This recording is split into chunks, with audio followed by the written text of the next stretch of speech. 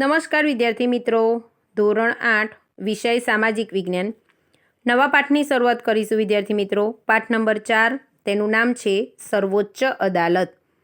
અદાલત શબ્દથી વિદ્યાર્થી મિત્રો આપણે બધા પરિચિત છીએ. ધોરણ 7ની અંદર આપણે અદાલત વિશે શીખી ગયેલા છીએ. આ પાઠની અંદર નાગરિકોના હકો અને સ્વાતંત્ર્યના સંરક્ષક તરીકે આપણા લોકશાહી રાજ્યની અંદર ન્યાયતંત્ર એ ઘણું જ મહત્ત્વનું સ્થાન ધરાવે છે. સરકારના એક મહત્ત્વના અંગ તરીકે ન્યાયતંત્ર અને તેની પ્રક્રિયાની માહિતી અહીંયા આપવામાં આવી છે. જોઈએ આપણે. સૌથી પહેલાં અહીંયા તમને એક વર્તમાનપત્રનું કટિંગ બતાવેલું છે, જે સર્વોચ્ચ અદાલત અને વડી અદાલતના ચુકાદાનું છે. આગળ જોઈએ આપણે. સર્વોચ્ચ અદાલતનું ચિત્ર 4.2ની અંદર બતાવેલું છે. જોઈએ આપણે સૌથી પહેલાં. વાંચો અને વિચારો.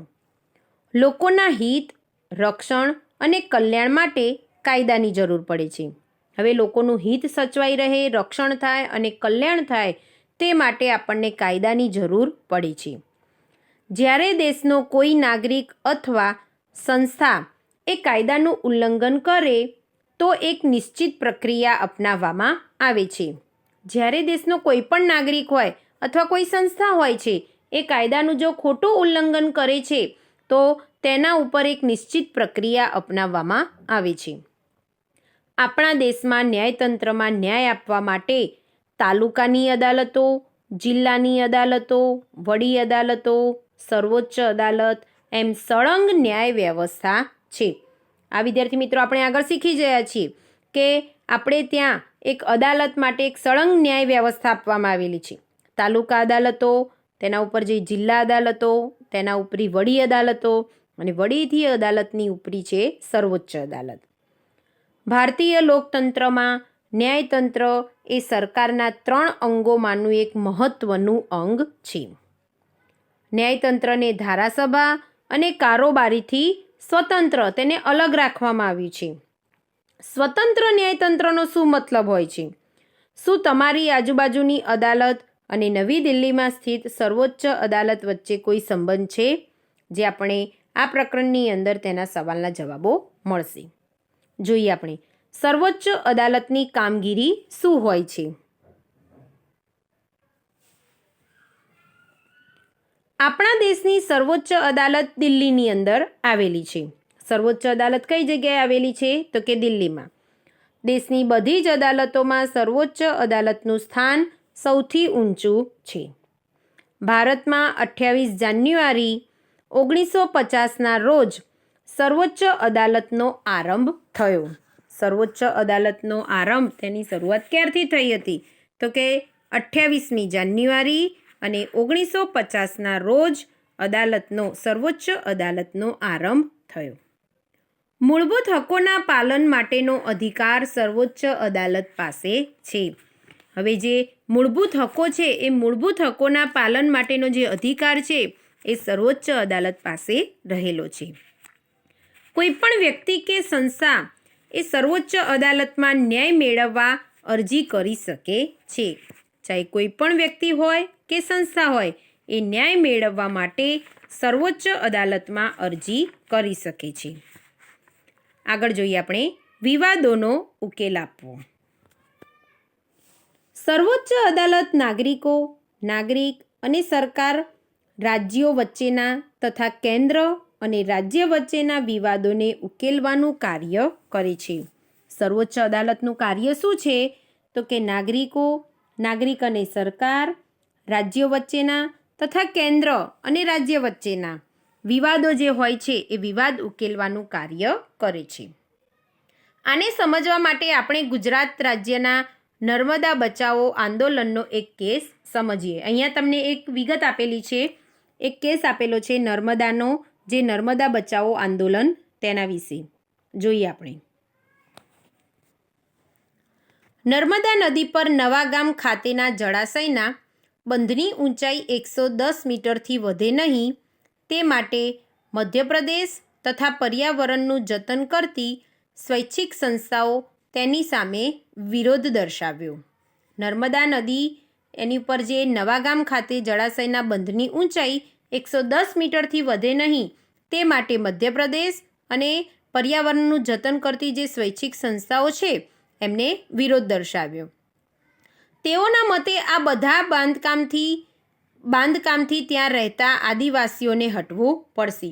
હવે એમના મતે શું હતું, એમને કેમ વિરોધ દર્શાવ્યો હતો, તો કે આ બંધના બાંધકામથી ત્યાં રહેતા જે આદિવાસીઓ છે એ આદિવાસીઓને ત્યાંથી હટવું પડશે. તેથી તેમના મૂળભૂત જે અધિકારો છે એ અધિકારનો ભંગ થશે. રાજ્યો વચ્ચેની આ તકરારોનો નિવેડો લાવવા 8મી માર્ચ 2006ના રોજ સર્વોચ્ચ અદાલતે ચુકાદો આપતા જણાવ્યું કે વધતી જતી વસ્તીને ધ્યાનમાં લેતા આ યોજના ઘણી અગત્યની છે. એમને જે ચુકાદો આપ્યો એ ચુકાદાને ધ્યાનમાં લઈને તેમણે કીધું હતું કે અત્યારે આ જે વધતી જતી વસ્તી છે એ વસ્તીને ધ્યાનમાં રાખીને આ યોજના ઘણી મહત્ત્વની છે. સરદાર સરોવર યોજનાને કારણે સજીવ સૃષ્ટિ અને પર્યાવરણમાં સુધારાત્મક ફેરફાર થવાની શક્યતા છે. આ યોજનાથી ગુજરાત, મધ્યપ્રદેશ અને રાજસ્થાનના ઘણા ભાગોમાં પાણી પહોંચાડી શકાશે અને તે વિસ્તારમાં રણને આગળ વધતું પણ અટકાવી શકાશે. અને આ યોજનાથી વિપરીત અસર પામતા લોકોને ક્રમશઃ પુનઃવસન કરાવવામાં આવશે. એટલે કે આ યોજના, આ બંધ બાંધવાથી જેમને નુકસાન થતું હશે, ત્યાંના જે લોકો છે એ રહેવાસીને નુકસાન થતું હશે તો તેમને ફરીથી એટલે કે પુનઃવસન એમને બીજી જગ્યાએ તેમને રહેવા માટેની જગ્યા આપવામાં આવશે. આ રીતે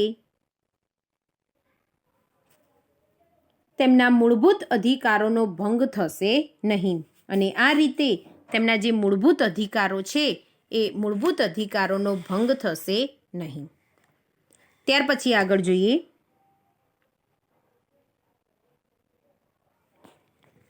ન્યાયતંત્ર સ્વતંત્ર કેમ? અલગ કેમ છે ન્યાયતંત્ર? ધારો કે એક તાકતવાર વ્યક્તિએ તમારા પરિવારની જમીન પર કબજો કરી લીધો હોય, કોઈ મોટી એવી વ્યક્તિ છે, તાકતવાર વ્યક્તિ, એને તમારા પરિવારની જે જમીન છે એ જમીન ઉપર કબજો કરી લીધો હોય. તમે એક એવી વ્યવસ્થામાં રહો છો જ્યાં વ્યક્તિઓ કોઈ ન્યાયાધીશને તેના પદ પરથી હટાવી શકે છે અથવા તેની બદલી કરાવી શકે છે. જ્યારે તમે આ મામલાને અદાલતમાં લઈ જાઓ ત્યારે ન્યાયાધીશ પણ તેની હિમાયત કરતા જોવા મળે. તાકાતવાર વ્યક્તિનું ન્યાયાધીશ પર જો નિયંત્રણ રહે તો ન્યાયાધીશ સ્વતંત્ર રૂપથી કોઈ નિર્ણય લઈ શકે નહીં. આગળ જોઈએ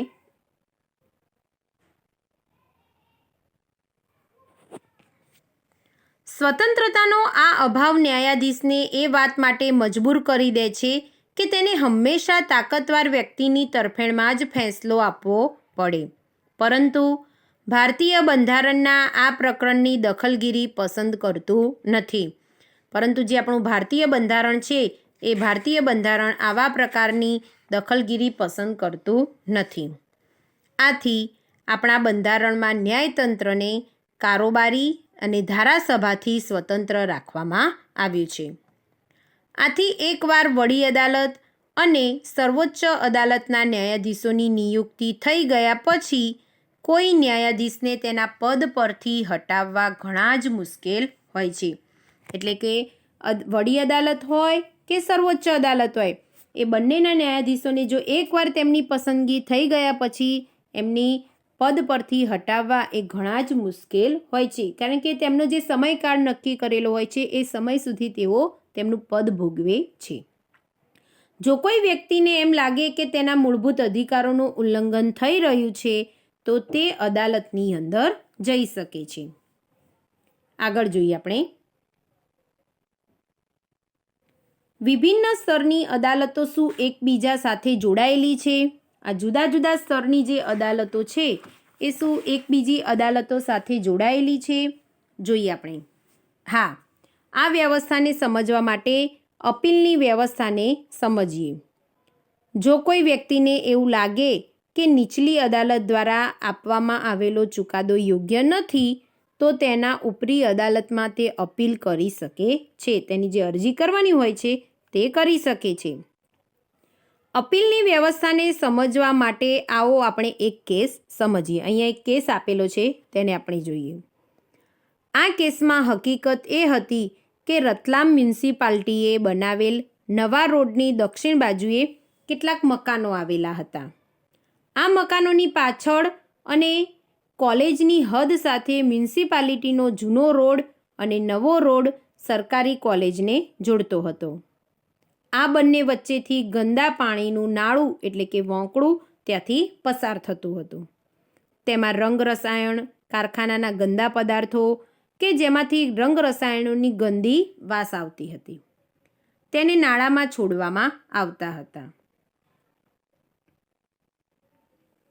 આ ગંદકીથી મોટી સંખ્યામાં મચ્છરો ઉત્પન્ન થતા હતા. હવે જે આ નાળું ત્યાંથી પસાર થતું હતું રોડની વચ્ચેથી, ત્યાંથી મોટી સંખ્યાની અંદર તેમાં મચ્છરો ઉત્પન્ન થતા હતા.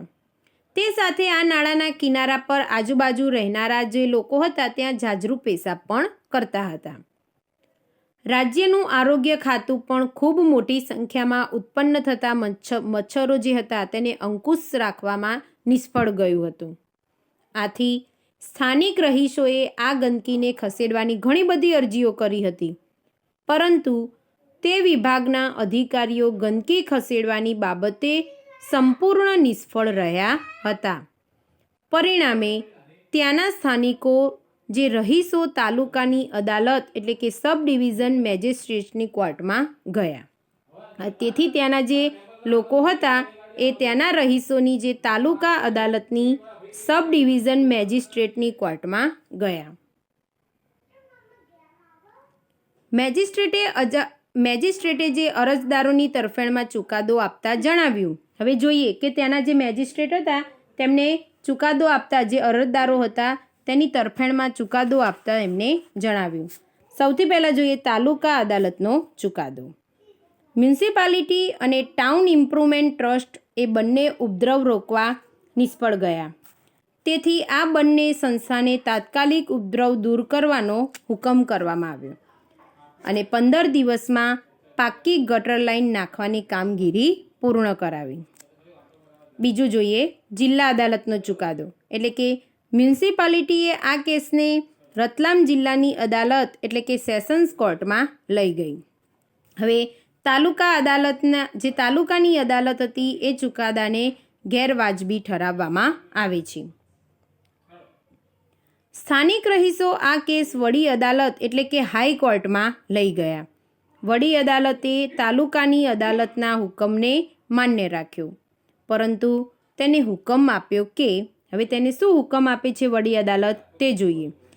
પાકી ગટર લાઇન માટે 15 દિવસને બદલે 7 માસનો સમય આપવામાં આવ્યો, તેમજ ખાડાઓ માટીથી પૂરી દેવામાં આવ્યા જેથી તેમાં પાણી ભરાઈ જતાં મચ્છર ન થાય અને આ કામ 2 વર્ષની અંદર પૂરું કરવું. વડી અદાલતનો ચુકાદો હતો.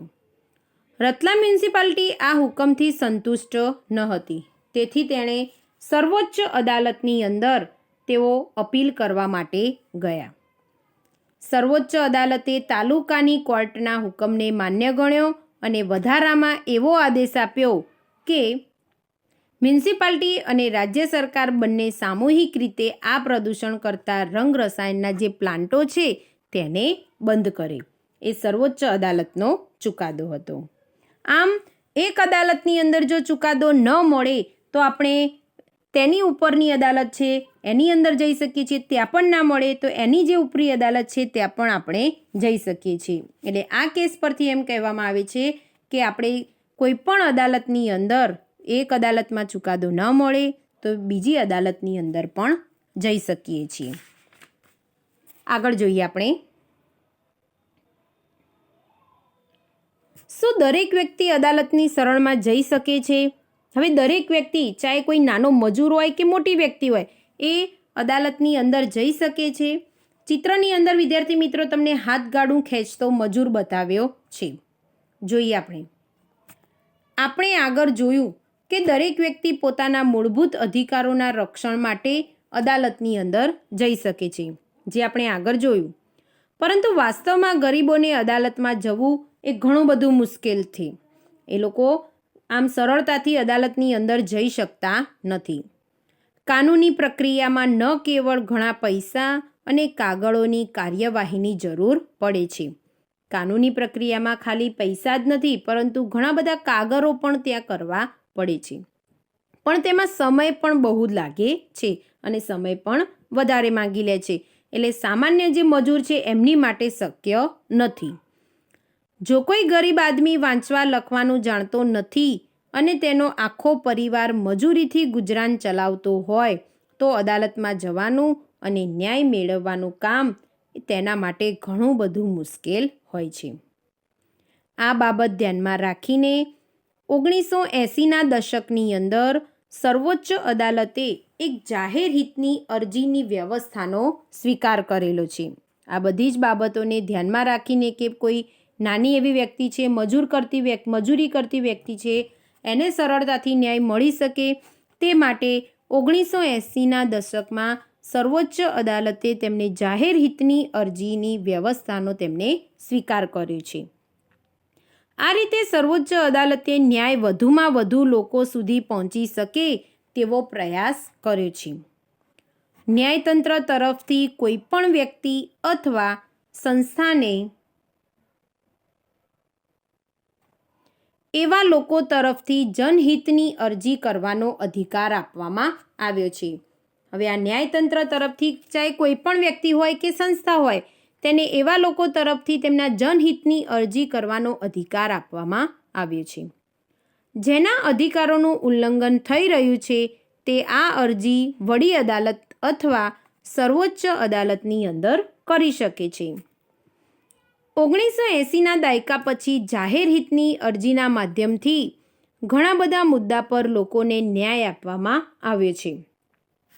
મજૂરોને અમાનવીય શ્રમથી મુક્તિ અપાવવા માટે જાહેર હિતની અરજીનો ઉપયોગ કરવામાં આવ્યો છે. હવે જે મજૂરો છે તેમની ઉપર ઘણી વખત અમાનવીય શ્રમ, જાણ કે લોકો માનવી જ નથી એવા એમની ઉપર કામનું બોજ વધારે હોય છે, એવા શ્રમથી તેમને મુક્તિ અપાવવા માટે જાહેર હિતની અરજીનો ઉપયોગ કરવામાં આવે છે. બિહાર જેલમાં સજા ભોગવ્યા પછી પણ છોડી દેવામાં નથી આવ્યા તેવા કેદીઓને છોડાવવા માટે પણ જાહેર હિતની અરજીનો ઉપયોગ કરવામાં આવ્યો હતો. આ ઉપરાંત ન્યાયતંત્રને જ્યારે એમ લાગે કે જનસમૂહના કોઈ વર્ગમાં માનવ હકોનો ભંગ થઈ રહ્યો છે તે મુદ્દો તે પોતે પોતાના ધ્યાનમાં લઈ જરૂર ન્યાય જાહેર હિતમાં આપી શકે છે. આ ઉપરાંત જો ન્યાયતંત્રને એમ લાગે કે જનસમૂહના કોઈ વર્ગમાં માનવ હકોનો ભંગ થઈ રહ્યો છે તો તે મુદ્દો એ પોતે પોતાના ધ્યાનમાં લઈ જરૂર તેમને ન્યાય જાહેર હિતમાં આપી શકે છે. આટલું જાણો. સરકારી સહાયતા પ્રાપ્ત શાળાઓમાં બાળકોને બપોરે જે ભોજન એટલે કે મધ્યાહન ભોજન આપવામાં આવે છે તેની વ્યવસ્થા પણ એક જાહેર હિતની અરજીના ફળ સ્વરૂપ જ થઈ શકે છે. મૂળભૂત હકો સાથે તેના અમલના ઈરાદાથી દાખલ કરવામાં આવતી જે જાહેર હિતની અરજી જો અયોગ્ય હોય તો આ અરજી કરનાર વ્યક્તિઓ કે સંસ્થાને સર્વોચ્ચ અદાલત દંડ પણ કરી શકે છે. મૂળભૂત હકો સાથેના અમલના ઈરાદાથી જો દાખલ કરવામાં આવતી જાહેર હિતની અરજી જો અયોગ્ય હોય ને તો એ અરજી કરનાર વ્યક્તિ સામે કે વ્યક્તિ કે સંસ્થા હોય તેની સામે સર્વોચ્ચ અદાલત દંડ પણ કરી શકે છે. આ પાઠ વિદ્યાર્થી મિત્રો અહીંયા પૂરો થાય છે. સ્વાધ્યાયની PDF તમને મોકલીશ.